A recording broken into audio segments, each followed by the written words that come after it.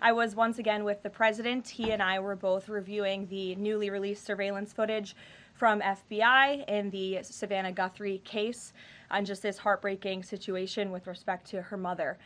The president encourages any American across the country with any knowledge of this suspect to please call the FBI, who continue to assist state and local authorities who are leading this investigation on the ground. And once again, I will reiterate that the prayers of this entire White House are with Savannah and her family at this time, and we hope this person is found soon and that her mother is brought home safely.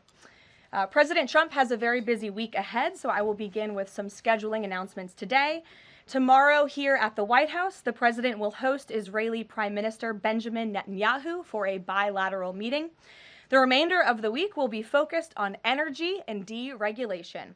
Tomorrow afternoon, the president will hold an event in the East Room to tout clean, beautiful coal as America's most reliable and affordable energy source, especially during periods of peak demand, just as we saw during this most recent winter storm, which impacted hundreds of millions of Americans. The president will discuss how clean, beautiful coal is not only keeping the lights on in our country, but also driving down the cost of electricity across the country as well. Additionally, on Thursday, President Trump will be joined by Administrator Lee Zeldin to formalize the rescission of the 2009 Obama-era endangerment finding.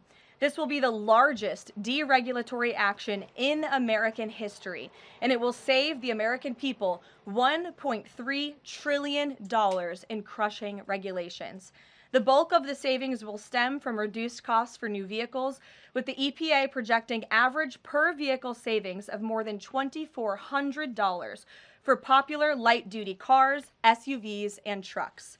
This is just one more way this administration is working to make life more affordable for everyday Americans.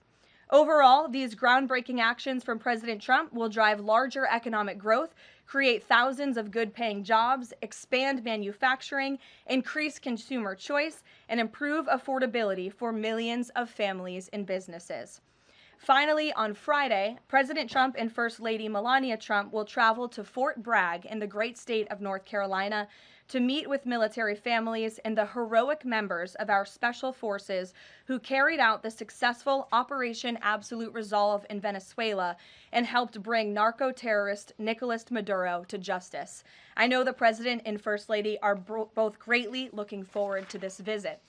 Also, the First Lady will celebrate Valentine's Day at the Children's Inn at the National Institute of Health tomorrow, with children, families, and NIH staff involved in clinical trials.